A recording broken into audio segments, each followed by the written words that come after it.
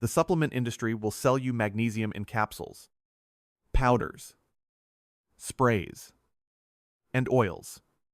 They'll tell you about bioavailability percentages, chelated forms, and proprietary blends. They'll package it in amber bottles with clinical fonts and charge you $40 a month for a mineral your great-grandmother got free from the food she cooked every evening. Here is what no marketing campaign will tell you: the Ebers Papyrus.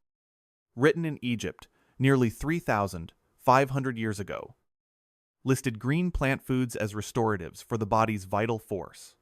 The Charaka Samhita, the ancient Indian medical text compiled more than 2,000 years ago, categorized seeds, dark leafy vegetables, and legumes as rasayanas, substances that rebuild and renew, not supplements, not extracts, food.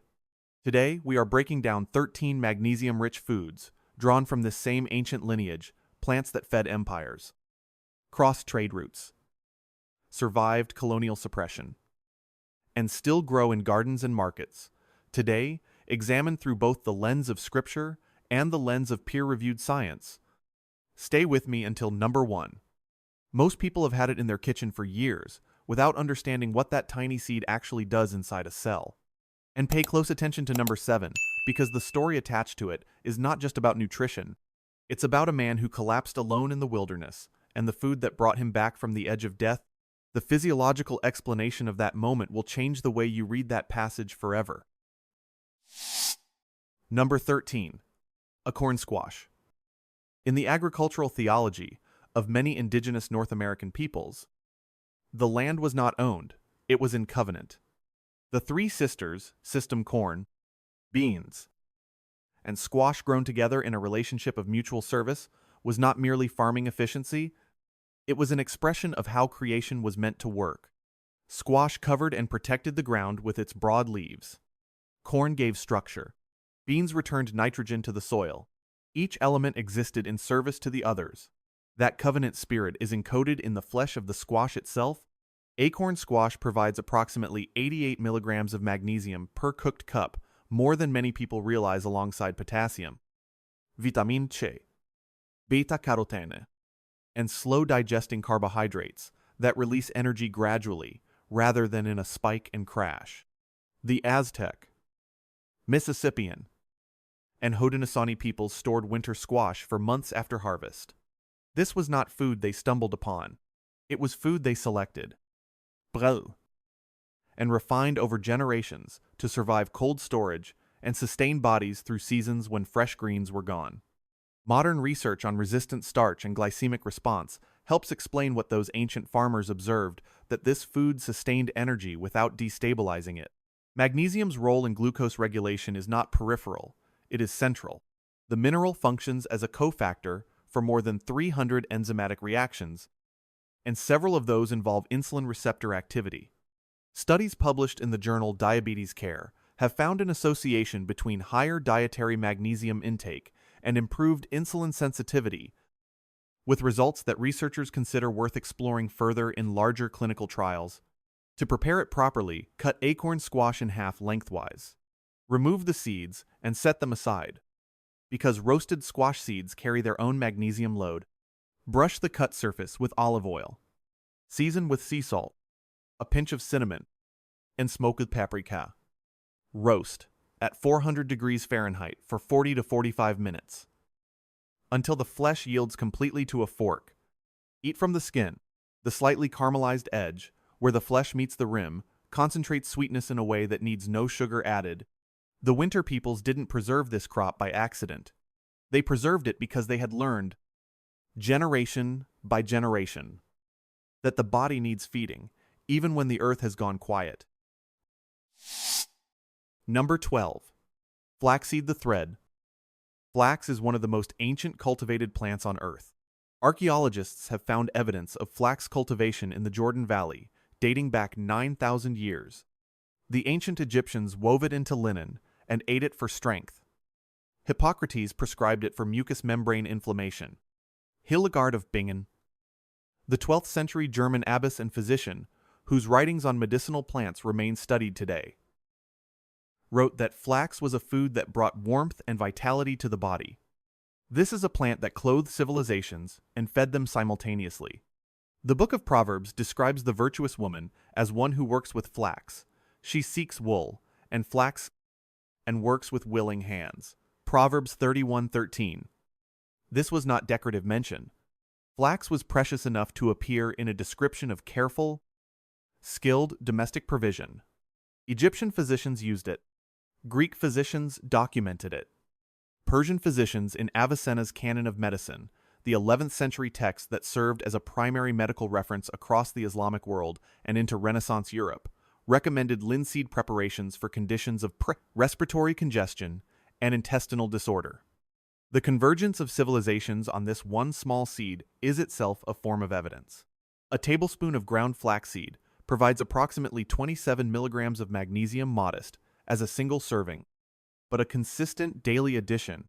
What makes flax remarkable is what accompanies that magnesium alpha-linolenic acid, the plant form of omega-3 fatty acid, lignans, which are phytoestrogens studied for their relationship with hormone balance and certain cancer risks, and soluble fiber that forms a mucilaginous gel in the digestive tract, slowing glucose absorption and supporting beneficial gut bacteria.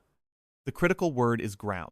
Whole flax seeds pass through the digestive tract, largely intact. The seed coat is designed by nature to survive. If you swallow it whole, the nutrition remains locked inside and leaves unused.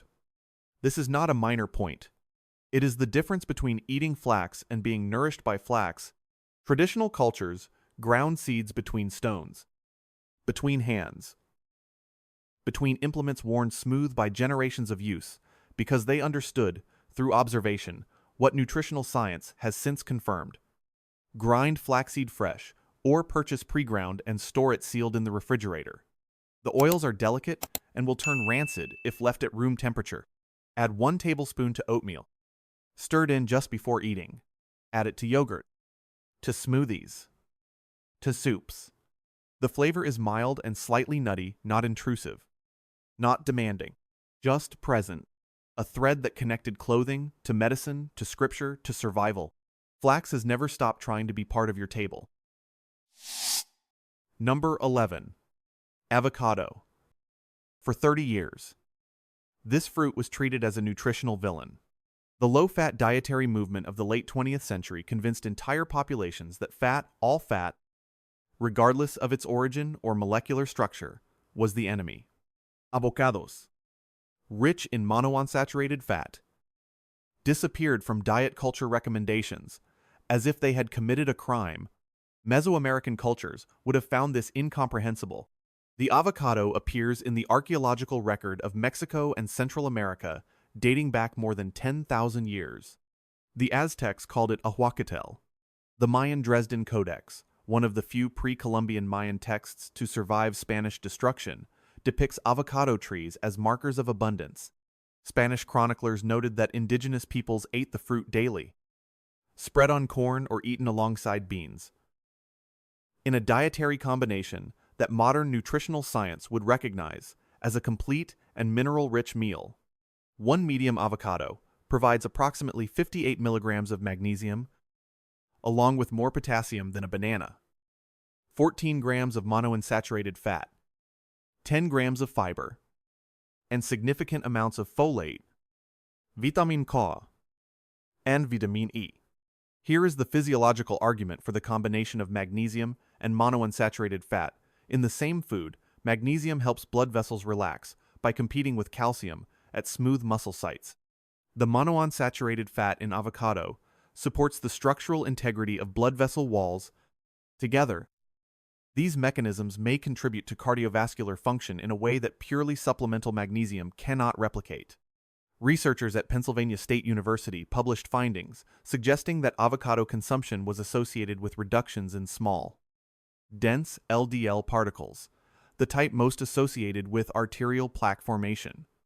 The science is still developing, but results have been considered worth continued investigation. Add half an avocado to meals rather than treating it as the centerpiece. Slice it over beans and whole grains. Mash it with lime, salt, and fresh cilantro. The fat slows the meal, reduces the glycemic response of accompanying carbohydrates, and provides satiety that lasts. The fat was never the problem. The problem was what we replaced real food with when we tried to avoid it.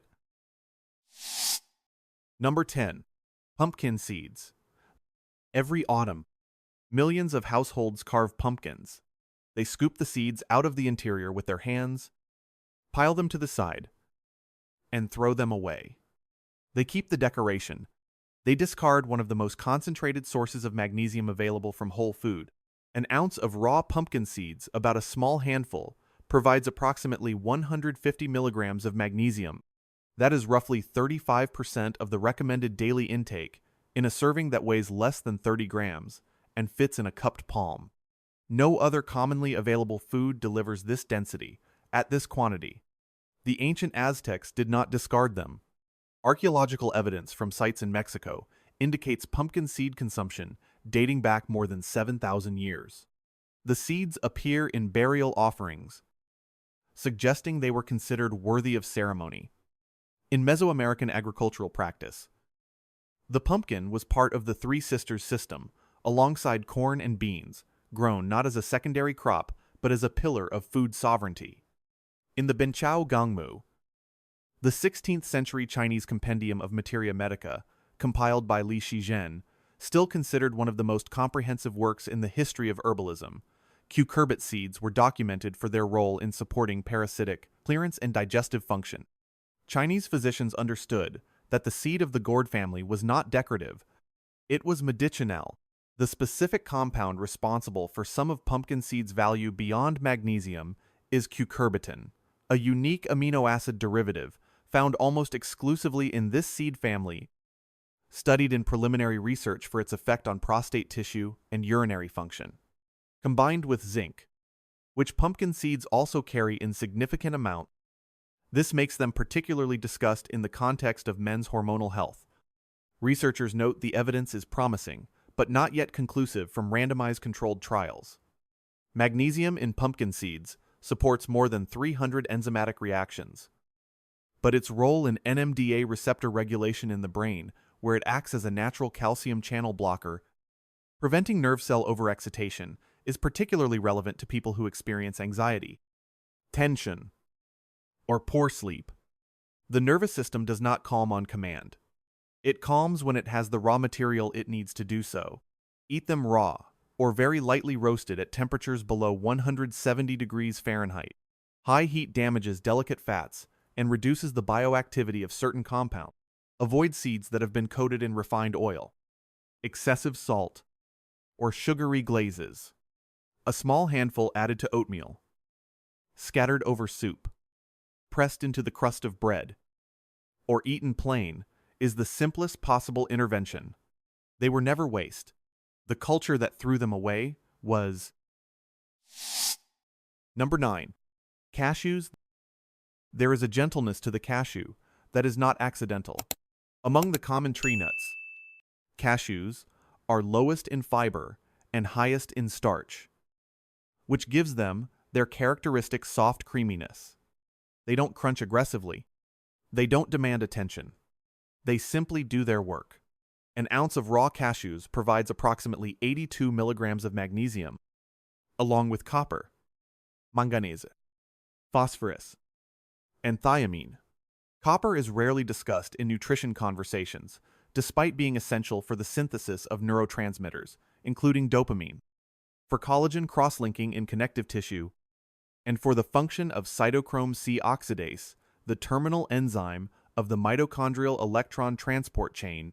In plain language, copper and magnesium together support the cellular machinery that makes energy. Cashews carry both. The cashew tree, Anacardium occidental, originated in Brazil and was carried across trade routes by Portuguese explorers in the 16th century into East Africa, India, and Southeast Asia. In Ayurvedic practice, cashew was incorporated into preparations for nervous system support and restorative function. In the traditional medicine of coastal East Africa, the cashew apple, the fleshy pseudofruit attached above the true nut, was used for digestive complaints. The nut itself became part of Indian culinary medicine, incorporated into ghee-based preparations, believed to support ojas, the Ayurvedic concept of vital essence. Here is something most people have never heard. The cashew is botanically related to poison ivy, poison oak, and poison sumac. The shell of the raw cashew contains urushiol, the same compound responsible for the allergic reaction in poison ivy. This is why cashews are always sold, shelled, and heat-treated. The raw cashews on grocery shelves are not truly raw. They have been steamed to neutralize the shell oil before cracking. This is not a problem, it's a safety measure, but it means cashews will never be sold truly raw in their shell. Understanding why a food is processed the way it is gives you a more honest relationship with it. Soak cashews overnight in water. Drain. And blend them into a cream that can replace dairy in soups, sauces, and desserts. Or eat a small handful in the afternoon between meals. When the nervous system often flags, cashews don't sedate. They restore conditions under which the body can regulate itself. Number 8. Black beans. Before the Aztec Empire rose, before the cities of Tenochtitlan and Texcoco were built, before the causeways and aqueducts and floating gardens that astonished the Spanish when they arrived, there were beans. Black beans have been cultivated in the Americas for more than 7,000 years. They were not one crop among many. They were foundational. In the Three Sisters system, beans did the invisible work. They drew nitrogen from the air and deposited it into the soil through root nodules colonized by rhizobium bacteria. This was biological soil science, practiced without microscopes or chemistry labs, understood entirely through observation, and result across thousands of seasons. The book of Ezekiel records that God instructed the prophet to eat bread made from a mixture including beans as a survival food during a period of siege. Ezekiel 4:9. This is scripture treating beans not as a poverty fallback, but as a serious food worthy of inclusion in a prescribed diet during extreme physical duress. The bean was resilient enough to appear in God's instruction. A half cup of cooked black beans provides approximately 60 milligrams of magnesium alongside plant protein, soluble fiber, potassium, iron, and folate. The fiber, particularly resistant starch and pectin, feeds bifidobacterium and lactobacillus species in the gut, producing short-chain fatty acids including butyrate. Butyrate is the primary energy substrate for colonocytes, the cells lining the colon, and plays a significant role in maintaining gut barrier integrity. When the gut lining is intact and the microbiome is diverse, mineral absorption improves throughout the entire digestive process, not just from beans, but from everything consumed alongside them. The anti-nutritional factor in beans, primarily phytic acid, is substantially reduced by soaking and rinsing before cooking. Traditional food preparation was not aesthetic ritual. Soaking beans was nutritional intelligence accumulated over thousands of years. It worked. Science has confirmed why. Simmer black beans with onion, garlic, cumin, and a strip of kombu seaweed.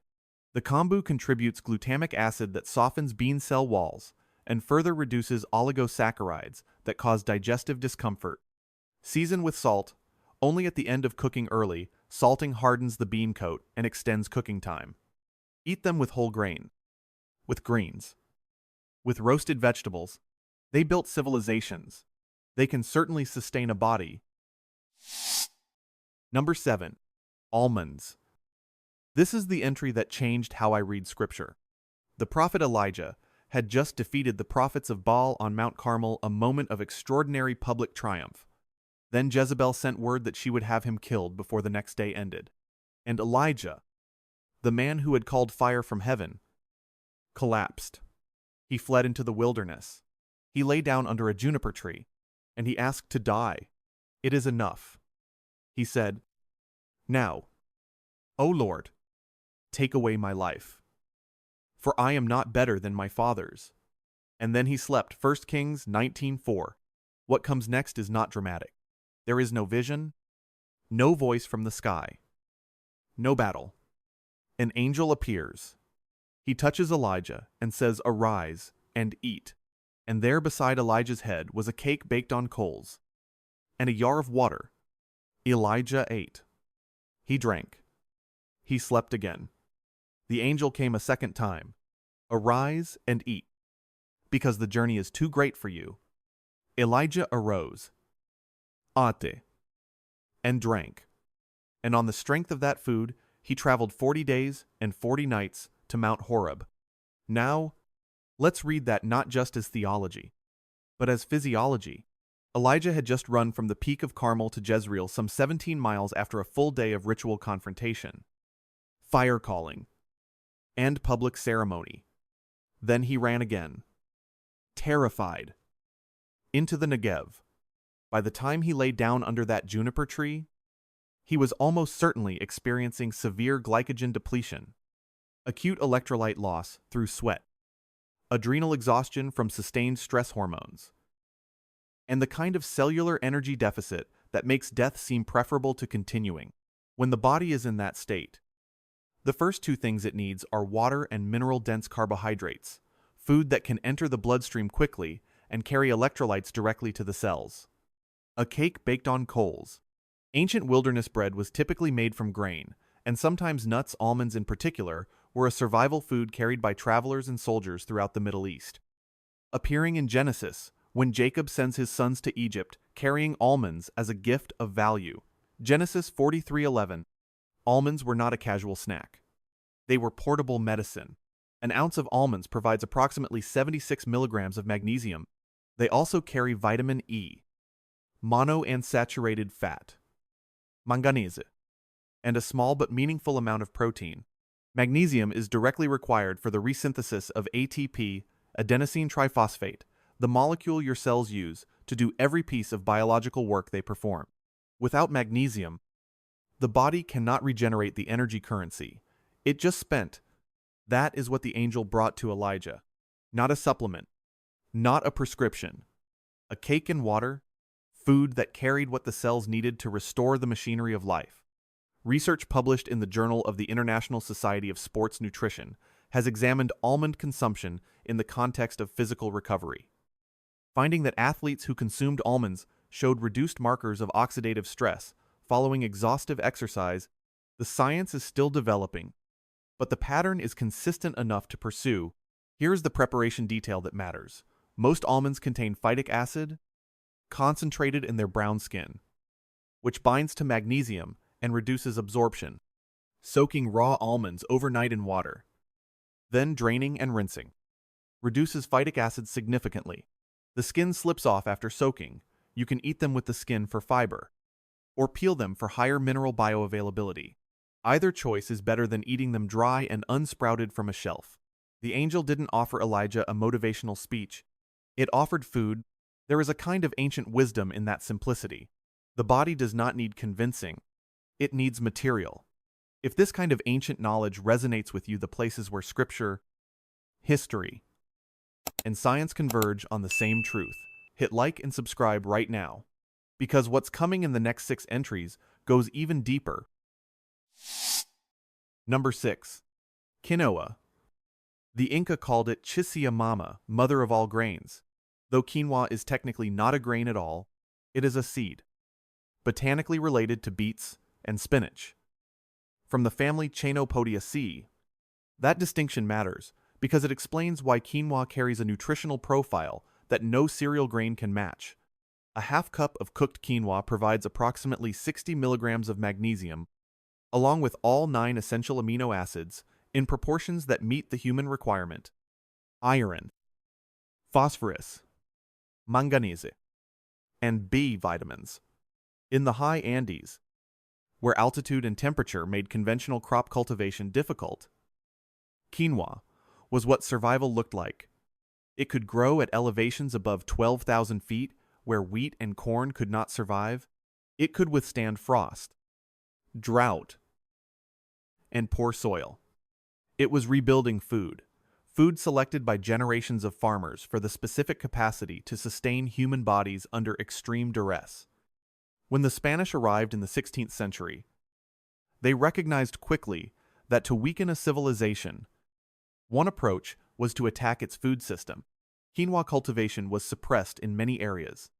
Spanish administrators preferred wheat familiar, controllable, suited to European commerce. The sacred seed was pushed to the margins. It did not disappear. In remote Andean communities, families continued growing it quietly for 400 years. Then, in the late 20th century, researchers studying traditional highland diets discovered what the Inca already knew, and quinoa began its slow return. The connection to magnesium and protein synthesis is significant for anyone over 50. Magnesium is required as a cofactor in the ribosomal process, the cellular mechanism by which amino acids are assembled into proteins. When magnesium is insufficient, protein synthesis is impaired, even when protein intake is adequate. Quinoa delivers both the mineral and the amino acid substrate simultaneously. Rinse quinoa thoroughly before cooking. The natural coating, called saponin, is a plant defense compound with a bitter, soapy taste. Rinsing removes it. Toast the rinsed grain briefly in a dry pan. Before adding water, this deepens a nutty quality in the flavor. Cook in a 2-to-1 ratio of water to quinoa.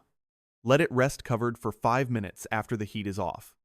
The germ will spiral outward, visible as a tiny white ring around each seed. That spiral means it is done correctly.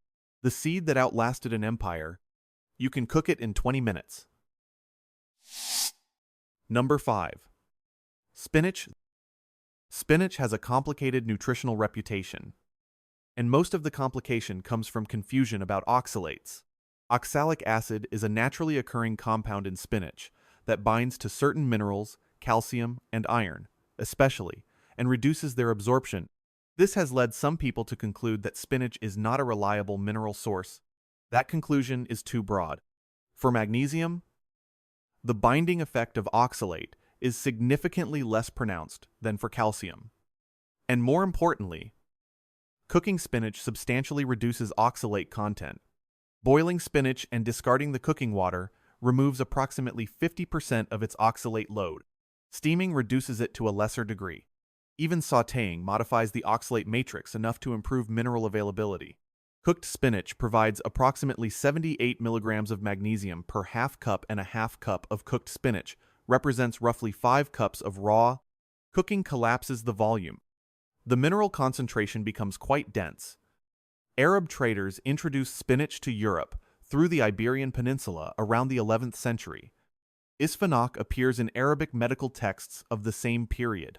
The 11th century physician Ibn Sina, known in the West as Avicenna, wrote in the Canon of Medicine that spinach was a cooling, moistening food, useful in conditions of heat and irritability.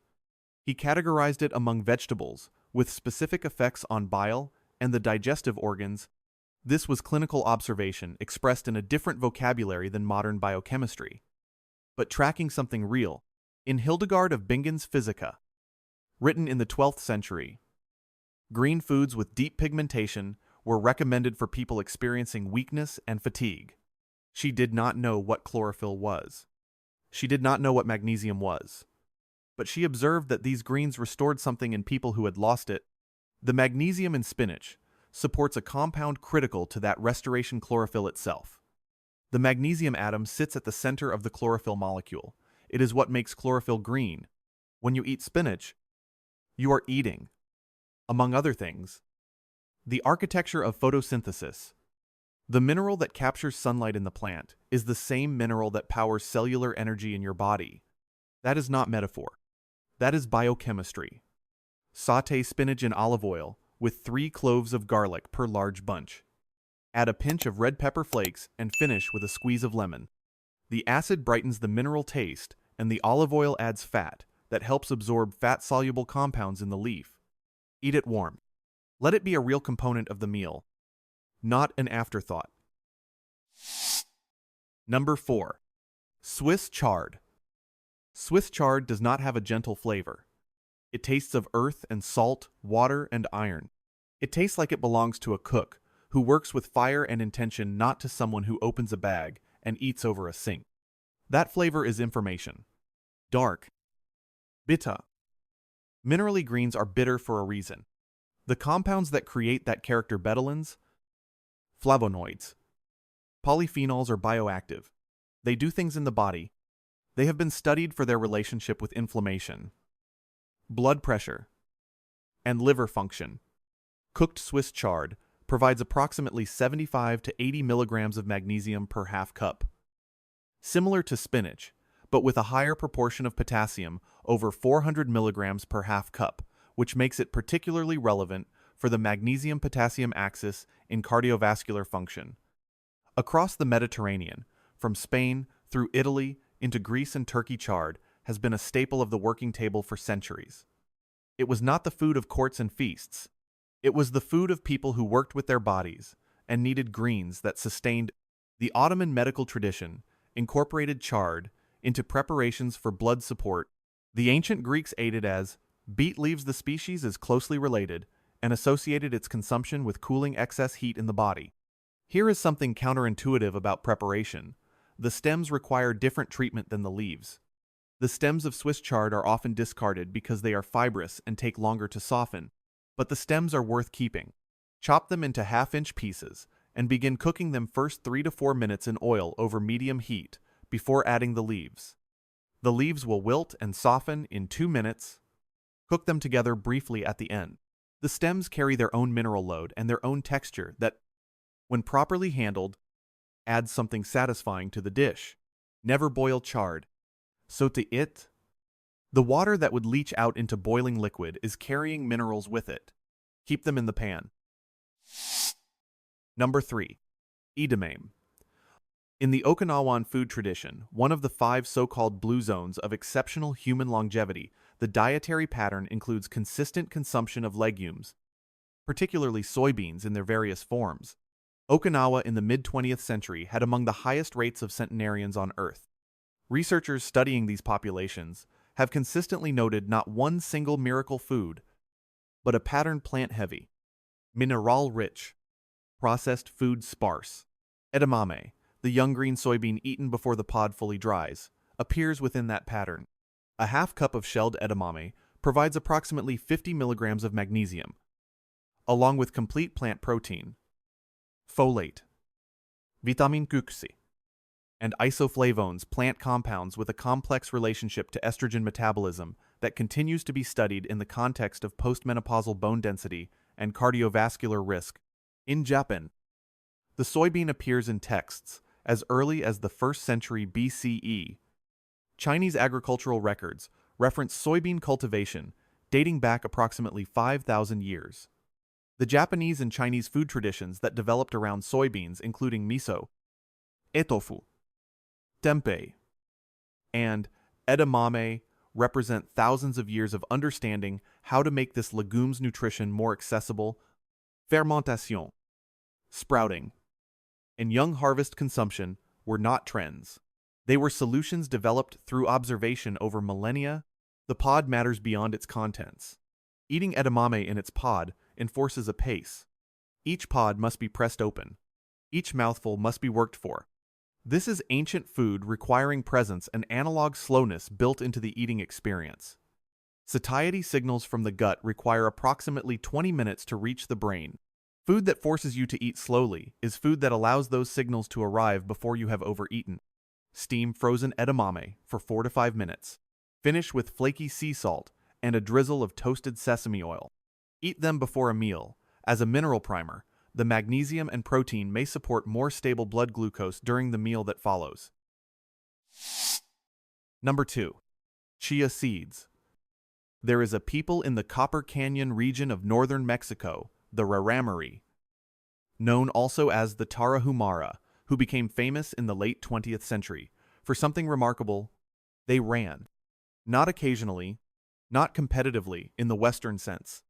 They ran as a way of life, through canyon terrain that would defeat most trained athletes, sometimes covering distances exceeding 100 miles in a single event. The food they carried was not engineered. It was chia. Salvia hispanica was a cultivated crop in Mesoamerica before European contact.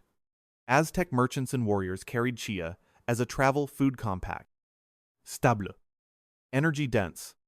and uniquely capable of absorbing water and forming a gel that slows digestion and releases energy gradually. Aztec tribute records, preserved in the Codex Mendoza. List: chia, alongside corn and cacao, as agricultural goods collected from subject peoples. It was valuable enough to be taxed. An ounce of chia seeds provides approximately 111 milligrams of magnesium. Chia also delivers a 4-to-1 ratio of omega-3 to omega-6 fatty acids, one of the few plant seeds that carries this ratio, along with 12 grams of carbohydrate per ounce, of which 11 are fiber, making its net glycemic impact effectively minimal. The gel that forms when chia seeds contact liquid is composed of mucilaginous fiber that slows the movement of food through the small intestine, extends satiety, and reduces the speed of glucose entry into the bloodstream. In the 16th century, Spanish authorities suppressed chia cultivation in much of Mesoamerica, partly because it was used in indigenous ceremony, and suppressing sacred foods was a method of cultural control. The seed retreated to the remote highlands and canyons, where colonial reach was limited. The Raramuri carried it forward. The preparation principle: chia seeds must contact liquid before they are useful. A tablespoon of dry seeds swallowed with a cup of water will absorb fluid in the gut. This is not harmful for most people, but is less effective nutritionally than allowing the gel to form beforehand. Mix 2 tablespoons of chia in a cup of water or unsweetened plant milk. Let it sit for at least 20 minutes, or overnight. The result is a thick pudding with no flavor of its own, a vessel for whatever you add. Stir in raw cacao powder, a small amount of honey, and a pinch of cinnamon. Eat it cold. The magnesium, the omega-3s, and the sustained energy are all present and available. The Raramuri didn't carry it through mountain canyons because a wellness influencer told them to. They carried it because it worked. Number 1. Dark leafy amaranth, the banned food that refused to die. And now we come to the one. Not the most famous, not the trendiest, the one with the most impossible history. Amaranth. Amaranthus from the Greek, meaning unfading. The name given by botanists, who notice that the flower does not wilt quickly when cut. It persists. It holds its color. It refuses to disappear. The Aztec Empire made amaranth sacred. Not metaphorically sacred, ritually, ceremonially. Literally sacred. Amaranth seeds were mixed with blood and honey and shaped into figures of the gods, which were then broken and consumed by worshippers in a ceremony that bore uncomfortable resemblance to Christian Eucharist. This made the Spanish extremely uncomfortable. They called the practice demonic. They outlawed amaranth cultivation in territories they controlled. Possession of amaranth was in some regions punishable by death. An empire tried to erase a plant. It failed. Amaranth survived in the valleys of Oaxaca, in the mountains of Guatemala, in the high plains of Peru, in the river valleys of West Africa, in the vegetable gardens of South Asia. While the Spanish were enforcing its absence in Mesoamerica, populations in West Africa and India were cultivating their own species of amaranthus independently for the same purposes. Leafy greens. Grain substitute. Famine resistance. Cooked amaranth leaves provide approximately 73 milligrams of magnesium per cup, alongside calcium, a combination rare in a single leafy green iron. Vitamin C, which enhances iron absorption from the same meal. Beta-carotene. And lysine. Lysine is the amino acid most commonly deficient in cereal grain-based diets. Amaranth's leaves carry it. The seeds are equally remarkable. Amaranth grain contains a protein profile superior to wheat in amino acid balance, with lysine content approximately twice that of wheat. A cup of cooked amaranth grain provides approximately 160 milligrams of magnesium. The starch in amaranth grain is also unusually fine. The starch granules are among the smallest known in the plant world, which contributes to a digestibility that is gentler on the gut than many other grains. Here is the preparation note that most people miss: the leaves of young amaranth plants can be eaten raw, but older leaves develop oxalates and are better cooked. Identify the plant by its broad, oval leaves, often red-tinged at the center, and its distinctive seed heads, which develop in striking vertical plumes of red, gold, or green, Young plants with leaves below 4 inches long can go directly into salads. Mature leaves should be sautéed with garlic and olive oil for 3 to 4 minutes. They wilt faster than spinach and develop a flavor that is mild, slightly sweet, and deeply mineral. There is something worth sitting with in the story of amaranth. This was a food so potent nutritionally, culturally, spiritually, that a conquering empire judged it dangerous. They did not ignore it. They tried to eliminate it, and they could not. The unfading plant refused to fade.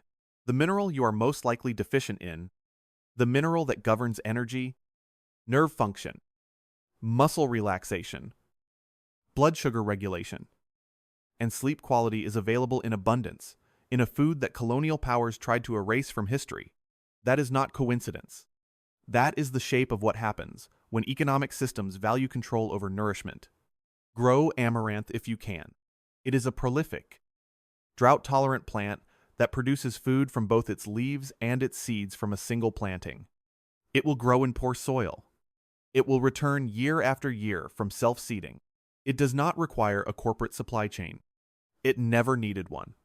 Before you leave, there is one thing I want you to understand, not about any individual plant, but about all of them together. Every food we have discussed today shares one enemy, not a disease, not a condition, processing. When wheat is milled into white flour, the bran and germ are removed. The magnesium concentrated in the germ and outer bran leaves with them.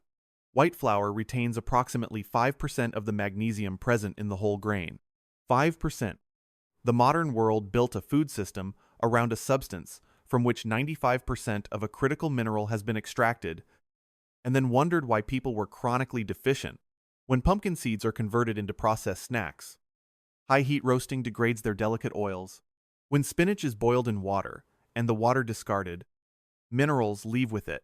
When almonds are coated in refined oil, excess salt, and sugar glazes, they transform from a restoration food into a delivery system for inflammation.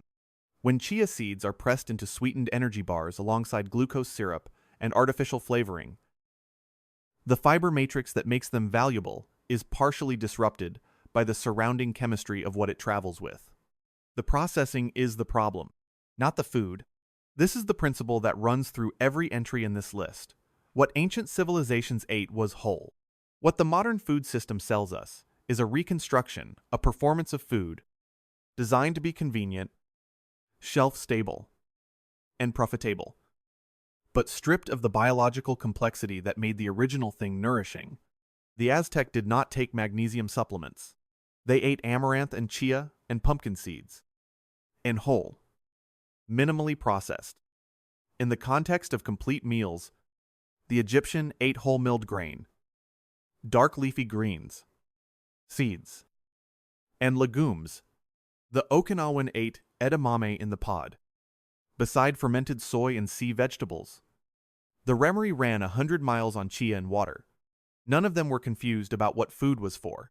The question worth carrying out of this video is this: if the foods that built the longest lived, most resilient human populations across history were whole, mineral-dense, and minimally processed, and if we have the clearest scientific understanding in human history of why those foods worked, then what exactly are we waiting for? The answer is sitting in your kitchen right now, or at your local market, or growing quietly in the garden bed.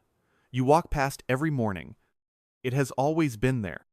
Hit like and subscribe if this gave you something real, a plant to try, a preparation to change, or simply a way of seeing your food that you hadn't considered before. Share this with someone who needs to hear it.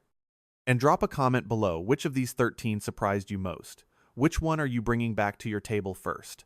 I read every single one. This video is for educational and informational purposes only. Nothing presented here constitutes medical advice. If you have a health condition or are taking medication, please consult a qualified healthcare professional before making changes to your diet.